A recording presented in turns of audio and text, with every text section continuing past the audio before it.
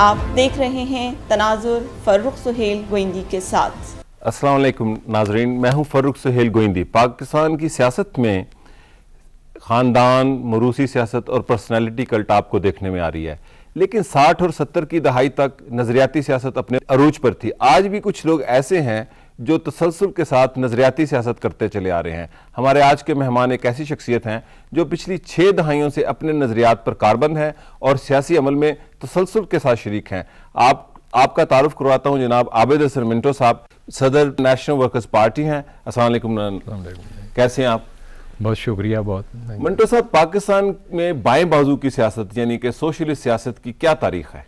नहीं, तारीख तो पाकिस्तान बनने के साथ ही उसकी शुरू हो जाती है, इसलिए कि ये ऐसी सियासत है जो कि मेहनत कशों के मामलात और मसाइल के साथ ताल्लुक़ रखती है और जिस मुल्क में भी मेहनत कश मौजूद हैं वहाँ सोशलिज़म की सियासत और बाएं बाजू की सियासत आज ख़ुद पैदा हो जाती है। और चूँकि पाकिस्तान हिंदुस्तान के एक हिस्से के तौर पर पहले से मौजूद था, तो हिंदुस्तान में जो बाएं बाजू की सियासत थी उसका असर और उसका ताल्लुक़ पाकिस्तान वाले इलाके के ऊपर भी मौजूद था। इसलिए कम्युनिस्ट पार्टी, सोशलिस्ट पार्टी जो हिंदुस्तान के ज़माने में मौजूद थी, उनके असर और उनका ताल्लुक़ पाकिस्तान के मुख्तलिफ़ सूबों के अंदर भी मौजूद था। तो उसी के तसलसल अगरचे तक़सीम हिंद के नतीजे के तौर पर बहुत सारे वो लोग जो इन बाएं बाजू की तहरीकों में काम करते थे, ट्रेड यूनियन में काम करते थे, किसान कमेटियों में काम करते थे, इंटेलेक्चुअल्स और तालिब इल्मों में काम करते थे, राइटर्स थे, उनमें से बहुत बड़ी तादाद जो थी ऐसे लोगों की थी जो कि गैर मुस्लिम थे और वो माइग्रेट करके हिंदुस्तान में चले गए। तो इस एतबार से एक किस्म की नई शुरुआत जो हैं वो 47 के बाद हुई हैं। तो 48 में असल में 1948 के अवाखिर में पाकिस्तान में कम्युनिस्ट पार्टी एक इंडिपेंडेंट कम्युनिस्ट पार्टी के तौर पर यानी हिंदुस्तान से आज़ाद कम्युनिस्ट पार्टी के तौर पर वजूद में आई। और ये खुले कम्युनिस्ट पार्टी थी, खुली कम्युनिस्ट पार्टी थी। 1948 में ये खुली कम्युनिस्ट पार्टी थी और 1949 में मैं खुद इस पार्टी का मेंबर बना और उस वक्त मैं तालिब इल्म था और मैं इसका मेंबर बना। हमारे रावलपिंडी में, जहां आज इस्लामाबाद रावलपिंडी में हम बैठे हुए हैं, यहाँ भी पार्टी का एक खुला दफ्तर मौजूद था और लाहौर में एक बहुत बड़ा दफ्तर कम्युनिस्ट पार्टी का मैकलोड रोड पे मौजूद था। तो ये बाएं बाजू की तारीख का एक हिस्सा तो ये है कि कम्युनिस्ट पार्टी से और उसके हवाले से यहाँ पे सियासत हुई। तो आपको मालूम है कि भाई ये पार्टियां जो हैं बाएं बाजू की, वो ज़्यादातर काम करती हैं, ऑपरेट करती हैं उन तबकात के अंदर जिनकी नुमाइंदगी का इनको दावा है, मजदूर और किसान और जो डाउन ट्रोडन लोग हैं या जो अंडर प्रिविलेज लोग हैं, उनके साथ इनका ताल्लुक़ है। तो इसलिए ज़्यादातर काम इनका जो था वो ट्रेड यूनियन बनाने में, किसान कमेटियाँ बनाने में, और फिर बाएं बाजू के दानिश्वर जो थे वो अदब तख्लीक करने में, जो अखबार नवीसी है उसके अंदर लोगों का दानिश और अकल जो है उसके अंदर शऊर उसका इजाफ़ा करने में, ये उनका सारा काम था। अंजुमन तरक्की पसंद मुसन्फ़ीन यहाँ पे मौजूद थी। और आपको मालूम है कि उस ज़माना जो है 50 की दहाई का और 60 की दहाई का, उस ज़माने में सारे पाकिस्तान के अंदर जो चीदा रिसाले और अदबी जर्नलिज्म हो रहा था उसके ऊपर गहरी छाप थी बाजू की। और चाहे वो अहमद नदीम कासमी हों, चाहे वो फैज़ अहमद फैज़ हों, चाहे वो इब्राहिम जलीस हों, हाजरा मसरूर हों, खदीजा मस्तूर हों, पेशावर में फ्रंटियर के अंदर फारिग बुखारी और बहुत सारे लोग जो थे, ये सब लोग, और अभी खातिर गजनवी, आज उनका मैंने नाम अखबार में पढ़ा है कि उन्होंने अपनी लाइब्रेरी जो है वो खैबर यूनिवर्सिटी को दे दी है। तो वो ये लोग बड़े बड़े लोग थे जो उस वक्त सारे इस मंजर के ऊपर। साहब, आपने ये बड़ी तफसील से बताया कि लिटरेचर पर और जर्नलिज्म में भी जो लेफ्ट के लोग थे उन्होंने बड़ी कंट्रीब्यूशन की अर्ली इंडिपेंडेंस के बाद, पोस्ट इंडिपेंडेंट जो पीरियड है, और मजदूरों और किसानों में कम्युनिस्ट पार्टी और मुख्तलिफ सोशलिस्ट ग्रुप्स ने। क्या वजह है कि वो पाकिस्तान की सियासत में, मैस की पॉलिटिक्स में, अवाम की सियासत में क्यों नहीं आगे जगह बना दो तीन वजूहात हैं। एक वजह तो है वो तो मारूजी है, और मारूजी वजह जो है वो ये कि पाकिस्तान की तख्लीक जो है उसमें एक उनसर जो मज़हब का शामिल था वो एक बड़ी रुकावट था। यहाँ पे बहुत सारी ऐसी पॉलिटिक्स करने का जो बाएं बाजू की ना भी हो, लेकिन एक जनरल प्रोग्रेसिव और डेमोक्रेटिक पॉलिटिक्स करने का, क्योंकि शुरू से ये झगड़ा पड़ गया कि रियासत जो है ये मजहबी रियासत होगी या ये एक डेमोक्रेटिक रियासत होगी। कायद-ए-आज़म ने कौन सी रियासत चाही? उन्होंने तो कहा कि भाई 1947 के बाद ये एक डेमोक्रेटिक रियासत होगी, और उसका जो तसव्वुर उन्होंने कहा वो था जो कि 11 अगस्त की उनकी तकरीर है जो कॉन्स्टिट्यूएंट असम्बली में उन्होंने सदर की हैसियत से की थी 11 अगस्त 1947 की। यानी पाकिस्तान बनने के 3 दिन पहले जब कॉन्स्टिट्यूएंट असम्बली की मीटिंग होती है और जलसा होता है और उसकी वो सदारत करते हैं, तो सदारती तकरीर में वो ये बात ऐलान कर देते हैं कि भाई आज से आप लोग हिंदू और मुसलमान और सिख और क्रिश्चियन वो अपने अपने मज़हब के एतबार से तो हैं, लेकिन पाकिस्तान के एतबार से एक डेमोक्रेटिक सोसाइटी के एतबार से अब पाकिस्तानी शहरी हैं और सबके हकूक़ बराबर हैं। लेकिन यही वो चीज़ है जिसको बाद में दफन कर दिया गया और किल कर दिया गया, और उसका नतीजा ये हुआ कि एक लंबी बहस ये शुरू हो गई कि रियासत इस्लामी होती है कि रियासत इस्लामी नहीं होती, मज़हब का क्या किरदार है और मज़हब का क्या किरदार नहीं होना चाहिए। ये बहस आज तक जारी है। तो और एक इसको मजहबी पार्टियां में चलाती रहती हैं। आपने जो फरमाया कि अर्ली आज़ादी के पहले सालों में जो बुनियाद पड़ी और उससे पहले भी जो थी यहाँ पे बाएं बाजू की या एक सोशलिस्ट कम्युनिस्ट पॉलिटिक्स की, और पढ़े लिखे लोग जो पॉलिटिक्स में थे, मतलब लिटरेचर में थे, जर्नलिज्म में थे, 50-60s तक तो हमें और 70s तक भी नजर आता है कि पाकिस्तान में लेफ्ट पॉलिटिक्स जो एग्जिस्ट करती थी, आज क्यों नहीं एग्जिस्ट करती? हाँ नहीं, वो आज भी करती है, लेकिन आपको इसलिए नज़र नहीं आती कि जो मेन स्ट्रीम पॉलिटिक्स है वो ख़ुद हमें नज़र नहीं आती रही। यानी मतलब ये है कि 60 साल की 62 साल की पाकिस्तान की जो अब तारीख़ बनी है उसमें आप देख रहे हैं कि आधे से ज़्यादा साल जो हैं वो तो गैर सियासी हुकूमतों के कब्ज़े में चले गए, फ़ौज के कब्ज़े में चले गए, और उसके नतीजे में यहाँ पे जो मेन स्ट्रगल पॉलिटिक्स की रही वो ये रही कि भाई आइन वापस लाया जाए, मार्शल लॉ को हटाया जाए, एक डेमोक्रेटिक रियासत बनाई जाए। ऑपरेशन होगा उतनी लेफ्ट पॉलिटिक्स इमर्ज कर जाएगी, वो आई नहीं। मैं आप गुजारिश करता हूँ ना कि ऑपरेशन जो है वो जब स्टेट का ऑपरेशन इस तरीके से वारिद होता है कि वो कॉन्स्टिट्यूशन को डिस्टेबलाइज कर देता है और कॉन्स्टिट्यूशन को हटा देता है, तो तमाम दाएं बाएं की तमाम सियासत जो है वो मरकूज़ हो जाती है इस बात पर कि रियासत को कम से कम डेमोक्रेटिक तो बनाया जाए और इससे वो अनासर जो गैर जमहूरी हैं उनको निकाला जाए। और उसमें इस बात की नहीं कोई फ़र्क रह जाता कि जमात इस्लामी कहाँ खड़ी है और बाएं बाजू की पार्टियाँ और कम्युनिस्ट पार्टियाँ वो कहाँ पे खड़ी हैं, क्योंकि सबका उस वक्त मफाद ये है कि कॉन्स्टिट्यूशनल सोसाइटी जो है वो वापस लाई जाए और डेमोक्रेटिक सोसाइटी वापस लाई जाए। चुनांचे आप देखेंगे कि जितनी भी जद्दोजहद हुई अयूब खान के ख़िलाफ़ या उसके बाद ज़ियाउल हक के ख़िलाफ़ या अब मौजूदा ज़माने के अंदर जो एक नॉन डेमोक्रेटिक एस्टेब्लिशमेंट थी उसके ख़िलाफ़, उसमें ये फ़र्क नहीं हो सकता था क्योंकि कॉन्स्टिट्यूशन के अंदर इंटरेस्ट तमाम लोगों को है कि वो वापस आए और वो दाएं के हों या बाएं के हों। लेकिन ये हुआ कि जब सर्द जंग का ज़माना था जो कि 90 की दहाई में ख़त्म हो गई, जो लेफ्ट पॉलिटिक्स थी वो भी अपने आप देखा कि तहलील होगी। कहीं ये तो नहीं कि सर्द जंग के अरूज के ज़माने में जो सोवियत यूनियन की एग्जिस्टेंस थी और दूसरी चाइना का भी एक रोल होता था रीजनल पॉलिटिक्स में, कि ये एम्बेसी स्पॉन्सर्ड पॉलिटिक्स थी लेफ्ट की? नहीं, वो एम्बेसी स्पॉन्सर्ड भी होती हैं। ये ज़ाहिर है कि तमाम एम्बेसीज जो हैं वो अपनी अपनी मर्ज़ी की सियासत में दिलचस्पी लेती हैं। आजकल तो आपके सामने है कि एम्बेसीज जो हैं वो अल-ऐलान हमारे मुल्क की सियासत में दिलचस्पी लेती हैं और वो तमाम पॉलिटिकल पार्टियों से मिलती हैं, लेकिन वो बाएं बाजू वालों का भी था, चीन वालों का भी था, रूस वालों का भी था, उसका असर ज़रूर हुआ होगा और है। लेकिन पाकिस्तान में चूँकि बाएं बाजू की पॉलिटिक्स एक बड़ी पॉलिटिक्स के तौर पर और मेन स्ट्रीम पॉलिटिक्स के तौर पर नहीं इमर्ज की और सिर्फ इंटेलेक्चुअल्स के अंदर और शहरी लोगों के अंदर एक हद तक उसका असर मौजूद था, इसलिए इस पर ज़्यादा असर हुआ। एल्सवेयर आखिर सोवियत यूनियन का टूटना जो है और दुनिया के अंदर सोशलिस्ट कैंप का हटना जो है वो सारी दुनिया में है ना, लेकिन उसका असर हिंदुस्तान पर तो उस तरह नहीं पड़ा। और नेपाल की एक बैकवर्ड से रियासत के अंदर तो उसकी सियासत पर उस तरह से नहीं पड़ा, लेकिन हमारे मुल्क में इसलिए पड़ा कि हमारे मुल्क की अपनी ऑब्जेक्टिव कंडीशन जो थी वो डिफरेंट थी। एक तरफ मज़हब का सवाल था, दूसरी तरफ मार्शल लॉ का सवाल था, कॉन्स्टिट्यूशनलिज्म का सवाल था, और इसके अंदर जो बाएं बाजू की सियासत है वो इसी महवर के अंदर घूमती रही। तो इसलिए अपना मकाम एक तशख़्ख़ुस जो है वो बड़े पैमाने पर नहीं पैदा कर सकते। मिंटो साहब, सोवियत यूनियन की कोलैप्स पर वेस्ट के जो इंटेलेक्चुअल थे, फुकुयामा ने एंड ऑफ हिस्ट्री लिखी और उन्होंने कहा कि अब कम्युनिज्म ख़त्म हो गया और दफन हो गया।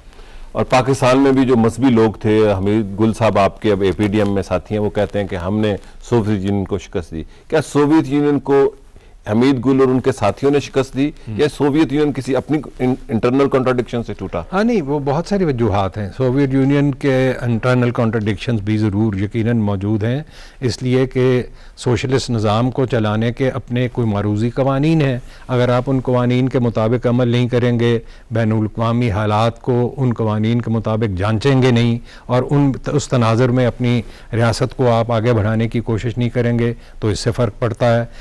आफ्टर ऑल जो सोशलिस्ट रियासत है वो एक अल्टरनेटिव मुतबादल मईशत पैदा करती है ना, सरमायादारी निज़ाम के बराबर मुतबादल मईशत पैदा करती है। फिर वो कहती है कि हम लोगों को रोटी और कपड़ा और मकान देंगे और उन लोगों का मयार ज़िंदगी बुलंद करेंगे। ये कंपटीशन है जो वर्ल्ड कैपिटलिस्ट सिस्टम एक तरफ, जिसके कई ममालिक हैं और बेशुमार रियासतों पर उनका कब्ज़ा है, वो एक तरफ, और जो सोवियत यूनियन और उसकी चंद रियासतें जो थीं वो दूसरी तरफ इससे नबर्द आज़मा रही थीं। इसी ज़माने में मगरबी सरमायादारी निज़ाम ने अपनी असलही ताकत जो है उसको बढ़ाना शुरू किया। सोवियत यूनियन ने भी तो बढ़ाई। हाँ, तो वो उस मुकाबले में एंटर कर गई ना, उस कॉम्पिटिशन में एंटर कर गई। मगरब में असला जो है वो प्राइवेट कंपनियां बनाती हैं, जो मुनाफे का कारोबार है, ये कारोबार है जी। जब सोशलिस्ट रियासत बनाती है तो वो रियासत बनाती है और वो लोगों की जो ज़रूरियात ज़िंदगी हैं उनको कट करके वो असला बना रही है। इसलिए उसके असला बनाने में और मगरब के असला बनाने में एक फ़र्क पड़ गया ना, और इसलिए जो बोझ पड़ा लोगों की मईशत के ऊपर उसको महसूस किया ख़ुद सोवियत रियासत ने और सोशलिस्ट रियासतों ने। तो इस सारे तनाजुर में और फिर इंटरनली उन्होंने अपने सिस्टम को कैसे मैनेज किया, जब वो सुपर ताकत बन गए और एक एस्टेब्लिश रियासतें बन गईं तो उन्होंने अपने सिस्टम को खोला नहीं, उसमें डेमोक्रेटिक प्रोसेस को एंटर नहीं होने दिया। तो ये बहुत सारे प्रॉब्लम हैं जो उनके इंटरनल हैं। हमीद गुल साहब तो हमारी अपने मुल्क की सियासत में भी कोई अपना मुकाम पैदा नहीं कर सके, तो एक रियासत को गिराना तो क्या है, वो तो अगर उनके पीछे अमेरिका ना खड़ा होता तो वो लड़ाई नहीं कर सकते थे। लेकिन कहा जाता है कि जो अफगानिस्तान में जंग लड़ी प्रॉक्सी वार वेस्ट ने, वो खुद उनकी तयशुदा थी, उन्होंने ट्रैप किया सोवियत यूनियन को। जरूर किया, ये यकीनी तौर पर किया उन्होंने, और उन्होंने उनको इनवाइट किया कि इसमें आएँ और वो उसमें दाखिल हो जाएं। जैसे उन्होंने बाद अज़ां सद्दाम हुसैन को इनवाइट किया कि कुवैत में हमला करें और उनको वहाँ पे जिसका हाँ जी ये बिल्कुल दुरुस्त मास्टरमाइंड है, किया, ये उन्होंने किया। और ये तो सोवियट्स की इस एतबार से फेलियर थी कि उन्होंने एक ऐसी जगह पे जाके अपने आप को इन्वॉल्व कर लिया जहाँ पे सोशलिज्म तो पता नहीं आना था या नहीं आना था, उनकी अपनी जो सोशलिस्ट रियासत है उसको धचका। अफगानिस्तान में सोवियत यूनियन का आना गलत फैसला था? हाँ, मेरा ख्याल है कि गलत था। मेरा ख्याल है कि पहले ही अफगानिस्तान के अंदर, लेकिन आप लोग उस वक्त तो सूर इनकलाब की हमायत किया करते थे। सूर इनकलाब की हमायत करना एक दूसरी बात है, लेकिन सोवियत इंटरवेंशन एक दूसरी बात है। दो चीज़ें अपने अलग अलग हैं। एक मुल्क का दूसरे मुल्क के अंदर उनके अंदरूनी मामलात के अंदर इंटरवीन करना और वहाँ जाके फ़ौज के ज़रिए से एक सिस्टम को कायम करने की कोशिश करना जो है ये गलती है, ये मॉडर्न ज़माने में नहीं हो सकता।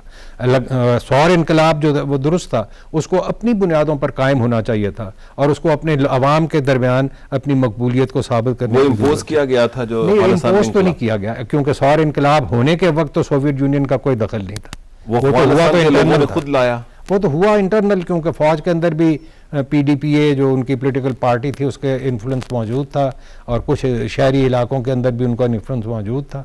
तो उन्होंने समझा कि भाई इस रियासत पर कब्ज़ा किया जा सकता है, तो उन्होंने कब्ज़ा कर लिया। लेकिन जो ग्राउंड रियलिटीज़ थी एक ट्राइबल बैकवर्ड सोसाइटी की, उनको उन्होंने पूरी तरीके से अंडरस्टैंड नहीं किया कि यहाँ पे। और उसका बैकलैश ये हुआ कि आज तक अफगानिस्तान जो है जी, वो बैकलैश फिर ये हुआ कि फिर जिन लोगों ने वहाँ पे जहाद की बुनियादें डाली, जिनमें हमीद गुल साहब भी शामिल हैं और अमरीका बहादुर खुद शामिल है, और जिन्होंने ये सब लोग पैदा किए जो जहादी हैं, जिनसे अब पीछा छुड़ाने का तरीका जो है उनको समझ नहीं आ रहा, तो ये सारा का सारा जो है वो बैकलैश तो नेचुरली है, और वो सिर्फ अफगानिस्तान में नहीं है, उसके इर्द गिर्द के इलाकों में भी है, हमारे अपने मुल्क के अंदर मौजूद। मिंटो साहब, आप समझते हैं कि सोवियत यूनियन के कोलैप्स के बाद कम्युनिज्म जो है एक फेलियर फिलॉसफी नहीं है? नहीं, वो कैसे हो सकती है? वो फेलियर तो अब आपको 15-20 साल के सोवियत यूनियन के कोलैप्स के बाद और कोल्ड वॉर के ख़ात्मे के बाद और एक यूनिपोलर अमेरिका बहादुर की सारी दुनिया पर हुक्मरानी के बाद और ग्लोबलाइजेशन और टेक्नोलॉजी और हाई टेक्नोलॉजी के कंट्रोल के बाद आपको साफ जाहिर है कि आज दुनिया के अंदर लोग ये सवाल उठाते हैं कि क्या सरमायादारी निज़ाम डिलीवर कर सकता है, क्या खुद सरमायादारी निज़ाम बेशुमार मसाइल का शिकार नहीं है। तरक्की याफ्ता सरमायादार मुल्कों के अंदर सवालात उठ रहे हैं आज रोज़गार के मामलात के अंदर और इन्फ्लेशन के मामलात के अंदर, और लोगों को बुनियादी ज़रूरियात ज़िंदगी हासिल करने के मामलात के अंदर। तीसरी दुनिया का तो हाल वहीं के वहीं है जहाँ पे वो उन्होंने छोड़ा था, और उससे आगे तो वो तीसरी दुनिया नहीं बढ़ी है, वहाँ पे मसाइल पहले से ज़्यादा बढ़ते चले जा रहे हैं। तो ये तो अब साफ जाहिर है, और ख़ुद कैपिटलिस्ट इकोनॉमी के लोग जो हैं वो, और वर्ल्ड बैंक और IMF से जब रिटायर होकर बाहर निकलते हैं तो वो क्रिटिकल हैं खुद ग्लोबलाइजेशन की पॉलिसीज़ के और कैपिटलिस्ट सोसाइटी हैं उसमें जिन्होंने जी एक नहीं है, बेशुमार हैं। और वो सब के सब जो वहाँ से जब फारिग हो जाते हैं तो उनको ये पता चलता है और ये समझ आती है, समझ तो उनको वहीं से आ जाती है, लेकिन फारिग होने के बाद वो ये कहना शुरू करते हैं कि ये तो दुनिया को आगे की तरफ नहीं ले जा सकता। फुकुयामा ठीक कहता है कि एंड ऑफ हिस्ट्री है, लेकिन ये end of the history of capitalist society है। ये दुनिया की हिस्ट्री की एंड नहीं है और इर्तका के फ़लसफ़े की एंड नहीं है, और ये दुनिया के अंदर अगले स्टेप पर जाने की और कैपिटलिज्म को ख़त्म करके एक मुतबादल निज़ाम दुनिया को देने की हिस्ट्री का खात्मा नहीं है। उसके बाद न्यू वर्ल्ड ऑर्डर का कॉन्सेप्ट आया। जी, वो न्यू वर्ल्ड ऑर्डर तो अब ओल्ड हो गई, क्योंकि वो पता चला कि न्यू वर्ल्ड ऑर्डर जो है वो दरअसल साम्राज्यत ही का एक शाखसाना है, और वो सारी दुनिया के अंदर कैपिटलिस्ट इकोनॉमी को एक नए टेक्नोलॉजिकल सपोर्ट के साथ सारी दुनिया पर मुसल्लत करने का नाम है। और उसका नतीजा जो है वो ये, कोई मार्क्स ने जो बात कही थी एक बुनियादी, जिसको बहुत ज़्यादा फ़लसफियाना अल्फाज में बयान करने की ज़रूरत नहीं, उसने कहा कि भाई जो निज़ाम जो है मईशत का निज़ाम सिर्फ़ और सिर्फ मुनाफे पर कायम है और मुनाफे के अजाफे पर कायम है और मुनाफे को इंतहाई मकसूद तक ले जाने पर कायम है, वो ना तो इंसान का दोस्त हो सकता है और ना ही इंसाफ का निज़ाम हो सकता है और ना ही ये लोगों के मसाइल को हल कर सकता है। ये बताइए, मार्क्सिज्म और इस्लाम में कोई क्लैश है? भाई, इस्लाम तो जो है अगर एक रिवील्ड मज़हब के तौर पर आप उसकी बात कहते हैं तो किसी भी मज़हब का मामला जो है वो तो किसी माशी निज़ाम को बनाना नहीं है, क्योंकि मज़ाहब जो हैं वो हिस्टोरिकली एक नहीं 10 नहीं सैकड़ों सेंचुरीज़ के ऊपर प्रिवेल करते हैं और एक मुल्क नहीं सारी दुनिया के अंदर उनको मौजूद होना होता है। वो ट्राइबल सोसाइटी में भी मज़हब मुसलमानों का मॉडर्न डेमोक्रेटिक और मोस्ट मॉडर्न सोसाइटी में भी हो सकता है। तो इसलिए उसका ये कहना कि इसका कोई माशी निज़ाम है ये नामुमकिन है, क्योंकि मईशत जो है और समाज जो है वो हमा वक्त तब्दील होता रहता है। यही इकबाल ने कहा था ना कि सबात एक तगैर को है ज़माने में। वो तगैर जो है वो इंसान के रूहानी फ़लसफ़े की बुनियाद के ऊपर तो नहीं होगा, वो तो आप खुदा को एक मानते हैं और वहदानियत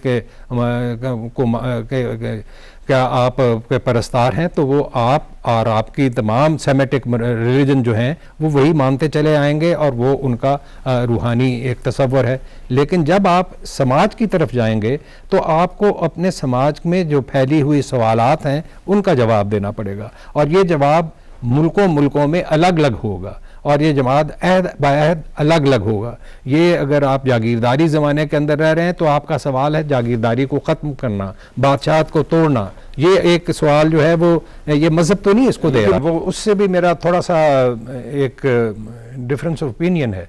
70 में मिडिल क्लास की एक बहुत बड़ी मूवमेंट यहाँ पे ज़रूर पैदा हुई जिसने डेमोक्रेटिक प्रिंसिपल्स को एडवांस करने में काम किया। जब लेकिन रियासत की जब आपने तरतीब की 70 के अंदर भी, तब भी आपने जो डेमोक्रेटिक फोर्सेस थी उनको नज़रअंदाज करना शुरू कर दिया। लेकिन भुट्टो साहब का रोल एक नेशनलिस्टिक रोल भी तो था ना जी, कौम प्रस्ताना, वो बिल्कुल था, क्योंकि ये भुट्टो साहब का ज़माना जो है अगर आप देखेंगे तो वो उसकी अपनी एक शनाख्त है। वो ज़माना वो है जब एक तरफ नकरूमा खड़े हैं, दूसरी तरफ बेन बिल्ला खड़े हैं, तीसरी तरफ सोकारनो खड़े हैं, चौथी तरफ जवाहरलाल नेहरू खड़ा है। ये सब लोग अपने अपने इलाकों की नेशनलिज्म की शनाख्त थे और ये वो सब लोग थे जो तीसरी दुनिया की एक जो भुट्टो साहब इनमें शामिल थे। भुट्टो साहब इसमें शामिल होने की भरपूर उन्होंने कोशिश की, लेकिन उनके रास्ते की बहुत सारी रुकावटें थीं जो उनकी अपनी इस्लामी साख्त ने पैदा कर दी थी। उसमें अमेरिका रुकावट नहीं थी? अमेरिका था, अमेरिका तो इन सब के रास्ते में खड़ा था, इन सब के रास्ते में खड़ा था जिनका मैं नाम ले रहा हूँ। वो आप शुरू कर दें मिस्र के से जमाल अब्दुल नासिर से लेके सुकारनो तक, हर एक का तख्ता उलटने में भी अमेरिका शामिल था। तो भुट्टो को भी मंटो साहब आपकी इसी जो आपके थॉट्स हैं इस हवाले से, तारिक अली का क्रिटिसिज्म भी भुट्टो साहब पर था, लेकिन अब वो कहते हैं कि हम गलती पर थे, भुट्टो साहब was the most progressive leader, हमने गलती की, हमें सपोर्ट करनी चाहिए थी। देखिए वो तारिक अली साहब ने नहीं की होगी सपोर्ट, लेकिन हमने जो हम बाएं बाजू के जो लोग थे यहाँ भुट्टो साहब को सपोर्ट किया आपने? हमने बहुत चीज़ों के अंदर उनको सपोर्ट किया। यानी इस तरह आम ब्लॉक तो हम नहीं सपोर्ट कर सकते थे उनको, इसलिए कि उनकी पॉलिटिक्स के कई शक्लें थीं जिनको हम एक्सेप्ट नहीं करते थे, लेकिन बाज़ चीज़ों के अंदर हमने उनको बिल्कुल सपोर्ट किया। आपको अगर याद होगा तो जो हमने 1970 में इलेक्शनों से पहले, अभी भुट्टो साहब की पार्टी बरसर इक़्तिदार नहीं आई थी और इलेक्शन नहीं हुए थे, तो बहुत बड़ी एक टोबा टेक सिंह के अंदर किसान कॉन्फ्रेंस की थी जिसको मैं पीपल पार्टी को, लोग थे उस किसान कॉन्फ्रेंस उसमें 2-2.5 लाख लोग थे उस वक्त और उसमें और सारे 4 सूबों से थे मगरबी पाकिस्तान के। जी हाँ, और उसमें हमने पीपल पार्टी को भरपूर शिरकत की, ना सिर्फ दावत दी बल्कि उस कॉन्फ्रेंस का नतीजा ये हुआ कि पीपल पार्टी को देहातों के अंदर बड़े पैमाने के अंदर इलेक्शनों के अंदर एक कामयाबी भी हासिल हुई, क्योंकि लोग गए और लोगों ने ये पैगाम जो है चारों तरफ किया। और वही बड़ी पार्टी थी जो इलेक्शन लड़ रही थी। हमारी अपनी पार्टी तो इलेक्शन नहीं लड़ रही थी, उस जमाने लड़ रही थी, लेकिन सोशलिस्ट पार्टी उस वक्त तो हमारी पार्टी जो थी वो नेशनल अवामी पार्टी थी। आपने उस वक्त तो 2.5 लाख लोगों की हारी कॉन्फ्रेंस कर ली, लेकिन आप देखते हैं कि 88 के बाद वो उस किस्म का स्टेट कॉपरेशन नहीं है, लोगों पर सियासी पाबंदियां नहीं है जो ज़ियाउल हक के ज़माने तक थी या भुट्टो साहब के ज़माने से पहले भी थी। क्या वजह है कि आप उस किस्म की तंजीम साजी क्यों नहीं कर पाए? आप नहीं कर सके, आवाम से रब्ता क्यों नहीं कर पाए, वो उसमें क्यों नहीं कर पा रहे? उसमें तो बहुत बड़ी बात जो है वो ये है कि खुद बाएं बाजू की जो एक सेंट्रलाइज कुव्वत थी या पॉलिटिकल पार्टी थी जो उस वक्त तो नेशनल अवामी पार्टी के तौर पर थी, वो बिखर गई, कई हिस्सों में तकसीम हो गई। नेशनल अवामी पार्टी का एक बड़ा हिस्सा जो था वो है जो आज ANP की सूरत में ये उसी किस्म की पार्टी है ANP और नेशनल अवामी पार्टी? नहीं, ANP जो है वो अलग ही इसी बुनियाद के ऊपर हुई कि वो नेशनल अवामी पार्टी का जो बाएं बाजू का किरदार था उससे वो एग्री नहीं करते थे और वो अपने आप को वो एक, इन दोनों पार्टियों में फ़र्क है, नैप में और ANP में? हाँ, बिल्कुल बुनियादी फ़र्क है, बुनियादी फ़र्क है, क्योंकि वो तो कई बातें जो है नेशनल अवामी पार्टी ने, और नेशनल अवामी पार्टी के जिस हिस्से से मेरा ताल्लुक था वो थी जो भाषानी के साथ थी। और आपको भी याद होगा कि भाषानी और भुट्टो ने जॉइंट स्टैंड लिया था उस वक्त जब अयूब खान का किस्सा था और राउंड टेबल कॉन्फ्रेंस हुई। राउंड टेबल कॉन्फ्रेंस पर ये दोनों पार्टियां नहीं गई और इन्होंने एक इंडिपेंडेंट स्टैंड लिया बाहर खड़े होकर, जो ज़्यादा प्रोग्रेसिव था और फॉरवर्ड लुकिंग था। तो इसलिए ये नहीं है कि हमने पीपल पार्टी की हिमायत नहीं की। पीपल पार्टी ने जब लैंड रिफॉर्म्स की तो हमने फुल्ली सपोर्ट किया और कोऑपरेट किया, और हमारी किसान कमेटियों ने कोशिश की कि किसी तरीके से ये इम्प्लीमेंटेशन इसकी ठीक तरीके से हो जाए। तो ये ऑन इशू टू इशू हमने पीपल पार्टी को सपोर्ट भी किया उस ज़माने में। उसके बाद पीपल पार्टी का अपना किरदार बदल गया। भुट्टो साहब लेकिन के जाने के बाद। आजकल ये भी कहा जाता है कि सोवियत यूनियन के क्लैप्स के बाद जो नया दुनिया की वर्ल्ड पॉलिटिक्स में उसमें एनजीओज का किरदार बड़ा आया और पाकिस्तान का जो लेफ्ट का एक बड़ा कार्डर था वो एनजीओज में एम्प्लॉय हो गया हाई सैलरीज। हाँ, ये ठीक है, ये बात ठीक है कि जो तीसरी दुनिया के बेशुमार मुल्कों के अंदर जो बाएं बाजू की तहरीक को जो वक्ती तौर पर सोवियत यूनियन के कोलैप्स के बाद एक धचका हुआ और पीछे गई, तो इसलिए कि भाई इन मुल्कों के अंदर ये जो वैक्यूम हो गया है इसको फिल अप करने के लिए दोबारा कोई रेडिकल लोग और बाएं बाजू के लोग ना बरामद हो जाएं, एनजीओज़ की एक जलगार यहाँ पे आई जिन्होंने उन्हीं इश्यूज़ को मुख्तलिफ ग्रास रूट लेवल, जो लिबरल तो हैं लेकिन नहीं, वो तो एंटी पॉलिटिक्स है ना जी। पहली तो बात जो है, सबसे बड़ी बात यह है कि जो लोग, लेकिन एनजीओ के ये लोग जिनको सिविल सोसाइटी से ताबीर कर दिया गया है, ये तो अभी वकला की तहरीक में बड़ा सिविल सोसाइटी कुछ थोड़ी सी डिफरेंट है, उसमें एनजीओज भी अपना किरदार अदा करने की शायद कोशिश करती होंगी, लेकिन आपने देखा है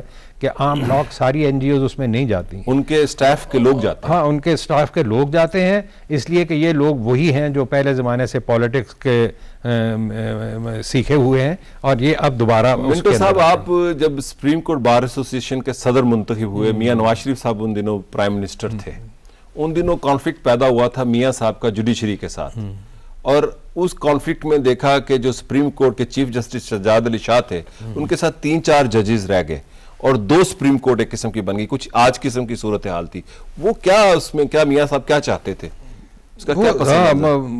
देखिए, बात यह है कि अक्टूबर 1997 में मैं सुप्रीम कोर्ट बार एसोसिएशन का प्रेसिडेंट बना था और अक्टूबर-नवंबर में ही ये झगड़ा जो है ये शुरू हुआ, और ये झगड़े की शुरुआत जो है उस वक्त हुई जब सज्जाद अली शाह साहब ने नवाज शरीफ को एक कंटेम्प्ट ऑफ कोर्ट का कोई नोटिस दिया हुआ था और फिर कुछ और किसी मुकदमे की समाअत कर रहे थे जो नवाज शरीफ जिसमें माकूज थे। ये तो कॉन्फ्लिक्ट इनके दरमियान उस वक्त हुआ। अंदरून कॉन्फ्लिक्ट, पावर कॉन्फ्लिक्ट था भाई। एक तरफ तो कॉन्फ्लिक्ट ये था कि जब आप एग्जेक्टिव अथॉरिटी के सबसे अहम तरीन सतून को यानी प्राइम मिनिस्टर को आप नोटिस दे रहे हैं, सुप्रीम कोर्ट दे रहे हैं, तो एक क्लैश तो हो गया इस दोनों के दरमियान। उसमें अगरचे नवाज शरीफ हाजिर भी हो गए और उन्होंने एक किस्म की उसको ओबीडियंस भी की सुप्रीम कोर्ट की, लेकिन मुकदमा बहरहाल अदालत के अंदर चल रहा था और उसमें इस बात का खदशा मौजूद था कि अगर वो इसको डिस्क्वालीफाई कर दें, यानी उनको कन्विक्ट कर दें नवाज शरीफ को, वो डिस्क्वालीफाई हो गए और कानून के मुताबिक उनको वजारत सबसे अलग होना पड़ेगा।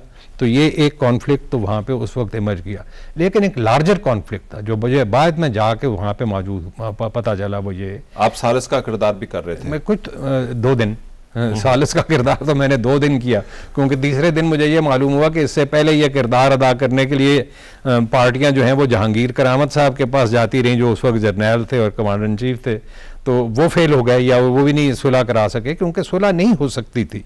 मसला क्या था? मसला जो था वो ये था कि 2 हिस्सों में खुद एग्जेक्टिव गवर्नमेंट जो है वो तकसीम थी। एक तरफ प्रेसिडेंट फारूक लगारी थे जो सज्जाद अली शाह के साथ खड़े थे, और दूसरी तरफ नवाज शरीफ थे जो बाकी जज जो थे जिनको वो सपोर्ट करते थे, उनमें बहुत ज़्यादा पंजाबी जज थे जिनके साथ उनका राब्ता था।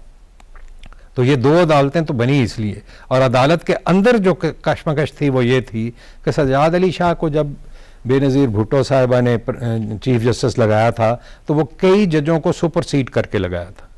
तो ये जो जिन जजों को सुपरसीड उन्होंने किया था उनके दिल में तो ये बात थी ना कि भाई हमसे वो मियां साहब की तरफ थे, वो नेचुरली उस आदमी की तरफ होंगे जो उनको सपोर्ट करेगा। और एग्जेक्टिव अथॉरिटी के में जो तकसीम हुई थी उसमें नवाज शरीफ इन सब लोगों के साथ खड़े थे जो सज्जाद अली शाह को चीफ जस्टिस से हटाना चाहते थे। तो ये कशमकश अंदर रही। हमारा रोल तो सिर्फ ये हुआ कि जब नवाज शरीफ की पार्टी ने सुप्रीम कोर्ट के ऊपर फिजिकल हमला, असॉल्ट किया, उन्होंने किया हमला जी, किया ना, वो तो लोग गए, उन्होंने जाके वहाँ पे तोड़फोड़ की और ये सारा किस्सा हुआ, जिसके बाद में कंटेम्प्ट के मुकदमे चलते रहे। वो जब अखबारात में छपी और हमारी बार का जो साबका चीफ था वो अकरम शेख था और उसके ऊपर भी उन्होंने हमला किया अदालत में, तो फिर हमने ये फैसला किया कि भाई हम फिज़िकली वहाँ जाके इसको डिफेंड करेंगे अपनी अदालत को। तो जब हम वहाँ गए तो हमारे ये भी सोच में आया कि भाई ये अदालत जो 2 हिस्सों में तकसीम है इसको जोड़ के एक जगह बैठाया जाए। वो बैठाने में हम कामयाब हो गए। हमने दोनों पार्टियों से गुफ्तगू की और उनको बैठा दिया। लेकिन उनके जो समझौते आपस में हुए 3-4 घंटे की गुफ्तगू के बाद उनके ऊपर अमल दरामद नहीं हो सका। दोनों पार्टियां उससे हट गईं और उसके बाद जो हुआ वो तारीख़ का हिस्सा कि सजाद अली शाह साहब ने जाके वहाँ पे 58(2)B को स्टे ऑर्डर दे दिया जो कॉन्स्टिट्यूशन में अमेंडमेंट की थी नवाज शरीफ की हुकूमत ने, और उसको कहा कि ये बरामद कर दी है और ये भी लिख दिया उसके अंदर कि हालात बहुत ख़राब हैं और प्रेसिडेंट जो है वो 58(2)B के ऊपर अमल दरामद करा। तो ये जाहिर है कि ये सूरत हालात जो थी वो हमारे बस के में नहीं थी। अच्छा मिंटो साहब, आप जब परवेज़ मुशर्रफ साहब नए नए आए तो नैब बनी, आप नैब के वकील बने, वो क्या कहानी है? पहले तो ये बात एक मैं गलतफहमी दूर कर दूं कि मैं नैब का कोई वकील नहीं था, मैं फेडरल गवर्नमेंट का वकील था और मुकदमात उस वक्त 2 थे जिनको वो चाहते थे कि मैं करूं, और जो उस वक्त नैब के चेयरमैन थे खालिद मकबूल साहब जो हाल ही में गवर्नर थे पंजाब के और अब हटे हैं, ये और इनके एक और जर्नैल जो जनरल साबर थे ये दोनों मेरे पास आए थे और 2 मुकदमात लेके आए थे। एक मुकदमा वो था जो कि मलिक कयूम की नैब कोर्ट ने जरदारी साहब को और बेनज़ीर भुट्टो को कन्विक्ट कर दिया था और उसकी अपील सुप्रीम कोर्ट के अंदर उस वक्त मौजूद थी। उस अपील को डिफेंड करने के लिए वो चाहते थे कि मैं वकील उनका बनूं। दूसरा मुकदमा ये था कि कुछ लोगों ने पिटीशन सुप्रीम कोर्ट में डायरेक्टली की थी कि नैब का जो आइन कानून है ये आइन से मुतसादम है और फंडामेंटल राइट्स के ख़िलाफ़ है और इसको कलअदम किया जाए। ये 2 मुकदमात उन्होंने मुझे कहा कि करें। जो मुकदमा था बेनज़ीर भुट्टो और जरदारी साहब का, उसकी फ़ीस दूसरे मुकदमे की फ़ीस से दुगनी थी जी, वो मैंने आउटराइट रिजेक्ट कर दिया। आप वफाकी हुकूमत के वकील नहीं बने? मैंने कहा कि ये मैं नहीं करूंगा क्योंकि ये पॉलिटिकल लोगों के खिलाफ है और एक पॉलिटिकल डिस्पेंसेशन ने ये मुकदमे किए थे, इसलिए इन मुकदमात में मैं हुकूमत को डिफेंड करने के लिए तैयार नहीं हूँ। मेरे बाद वैसम ज़फ़र साहब जो हैं उसके वकील बने। दूसरा जो मुकदमा था उसके लिए मैंने अपनी पार्टी को पूछा कि भाई नेशनल वर्कर्स पार्टी को, और उसकी सेंट्रल कमेटी की मीटिंग बुलाई गई और उस मीटिंग में यह मामला रखा गया कि आया नैब के ऑर्डिनेंस को हम सपोर्ट करें या ना करें और इसको कॉन्स्टिट्यूशन के मुताबिक साबित करने की कोशिश करें या ना करें। वहाँ मैंने ये एक्सप्लेन किया कि इस नैब के कानून में कई चीज़ें ऐसी हैं जो आइन से मुतसादम हैं। तो फैसला ये मुझे मेरी पार्टी ने दिया कि नैब के इन हुकूमत से ये कह दिया जाए कि जो चीज़ें आइन से मुतसादम हैं उनके बारे में हम स्टैंड ये लेंगे कि इनको तब्दील कर दिया जाए और इनको आइन के मुताबिक कर दिया जाए। यही बात मैंने जनरल खालिद मकबूल को और जनरल साबर को कही और ये एग्री हुआ कि हम अदालत में जाके ये बयान देंगे। और पहले दिन का मेरा बयान रिकॉर्डेड है जजमेंट के अंदर कि मैंने ये कहा कि जो कॉन्स्टिट्यूशन से मुतसादम चीज़ें हैं और फंडामेंटल राइट से मुतसादम हैं उनको हम डिफेंड नहीं करेंगे और उनको हम करेक्ट कर देंगे, और बाकी चीज़ों को हमने डिफेंड किया। और इसको क्यों डिफेंड किया उसकी एक वजह थी, वो ये थी कि हमारी अपनी पार्टी का स्टैंड ये था कि मुल्क के अंदर जो बेशुमार करप्शन जारी और सारी है और वो सारी ऊपर के लोगों के अंदर जारी है, वो ब्यूरोक्रेसी के हों या पॉलिटिकल हों या फौज के हों, उसके ऊपर कोई कानून ज़रूर होना चाहिए इनका एहतसाब करने के लिए। इसलिए हमने इसको डिफेंड किया। मिंटो साहब आजकल लेकिन एक बात मैं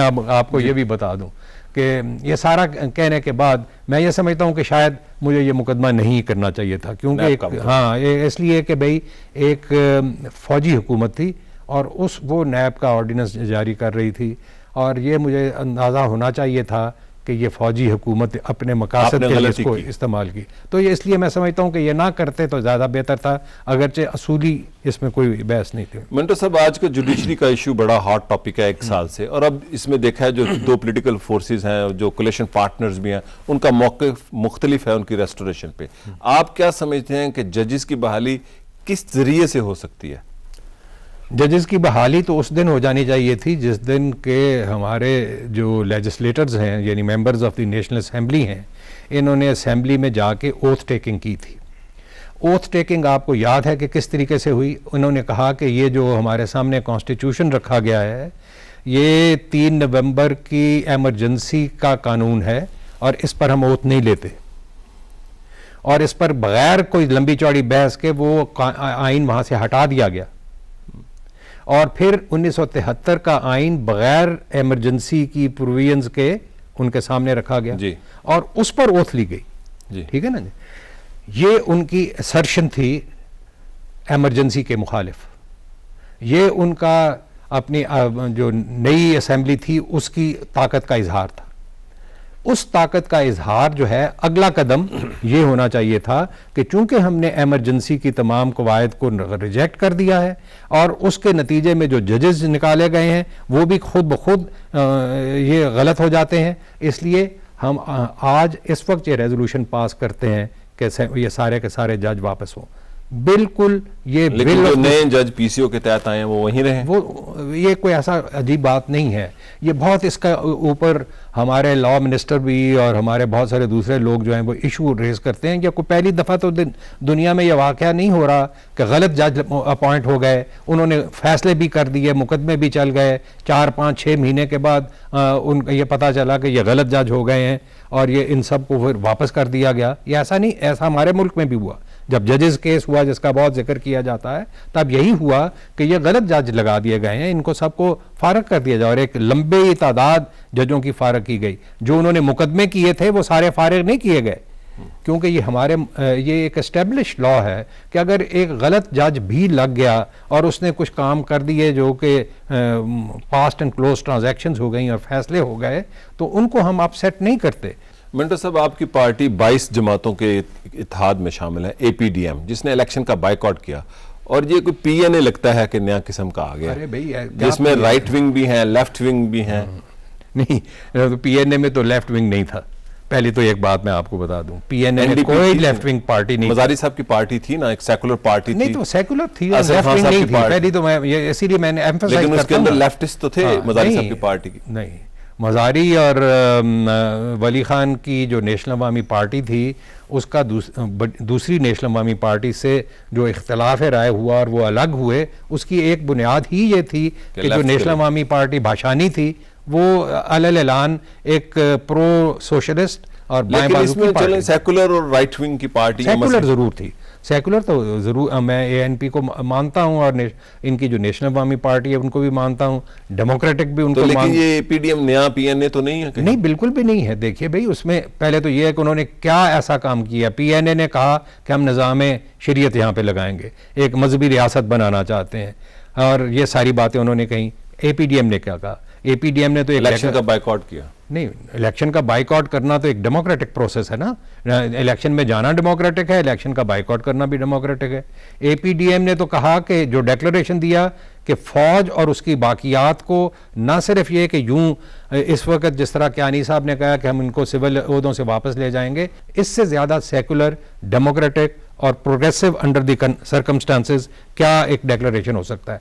कोई एक बयान, कोई एक डिक्लेरेशन एपीडीएम का ऐसा है जो उसको ये साबित करता है कि ये पीएनए, सिवाय इसके कि इसमें काजी हुसैन अहमद साहब भी बैठे हुए हैं और हमीद गुल साहब भी बैठे हुए हैं, लेकिन ये भी आप देख रहे हैं कि काजी हुसैन अहमद साहब जिस एमएमए के में शरीक थे, उस एमएमए की एक बहुत बड़ी पार्टी, और वो पार्टी जो अफगानिस्तान के अंदर तालिबान के बनाने में, उनके मदरसों को चलाने में और तालिबान को तरबियत देने में शामिल थी, वो तो आज कोलिशन के अंदर शामिल है पीपल्स पार्टी के साथ, और वो फजलुर रहमान की पार्टी है।